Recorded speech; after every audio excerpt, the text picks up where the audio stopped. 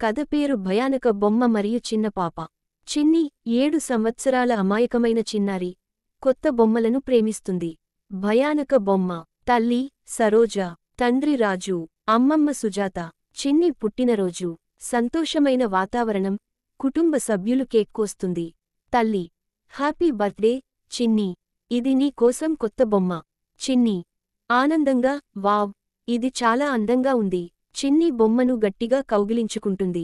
బొమ్మకి పెద్ద గాజు కళ్ళు, చిరునవ్వు ఉంటాయి. అర్ధరాత్రి 12 గంటలు. చిన్ని నిద్రలో ఉంది.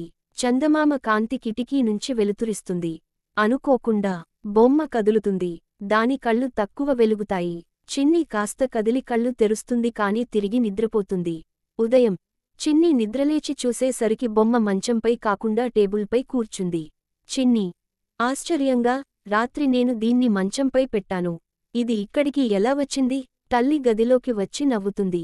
హహా, నువ్వే అక్కడ పెట్టుంటావు. చిన్ని భయపడినట్టు చూస్తుంది కాని పెద్దగా పట్టించుకోదు. రాత్రి. చిన్ని లైట్లు ఆపేసి మంచంలో పడుకుంటుంది. ఒక్కసారిగా బొమ్మ తనంతట తాను కదులుతుంది. బొమ్మ ముందుకు నడుస్తుంది. చిన్ని కళ్ళు తెరిచి చూస్తుంది. చిన్ని కంపించుకుంటూ: ఇది ఏంటి? బొమ్మ అమాయకమైన చిరునవ్వును పోగొట్టుకుంటుంది. దాని ముఖంలో భయంకరమైన హావభావం కనిపిస్తుంది. గదిలో చలిగాలులు ఊపిరి బిగపట్టించేలా మారతాయి. బొమ్మ: నన్ను వదిలించుకోవాలని ప్రయత్నించిన వాళ్లందరికీ నేను తిరిగి వస్తాను. చిన్ని గబగబా బ్లాంకెట్ కింద దాక్కుంటుంది. మరో రోజు ఉదయం. చిన్ని పరుగెత్తుతూ అమ్మమ్మ దగ్గరకు వెళ్తుంది. బొమ్మ గురించి చెప్తుంది. అమ్మమ్మ, ఆ బొమ్మ సామాన్యమైనది కాదు. అది చాలా ఏళ్ల క్రితం ఒక పాడుబడిన ఇంటి నుండి వచ్చింది. చిన్ని ఆ బొమ్మను నదిలో విసిరేస్తుంది.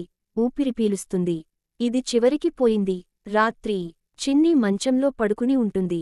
ఒక్కసారిగా మంచం క్రింద నుండి చిన్న చిరునవ్వు వినిపిస్తుంది. అప్పుడు ఆ బొమ్మ: నేను తిరిగి వచ్చాను.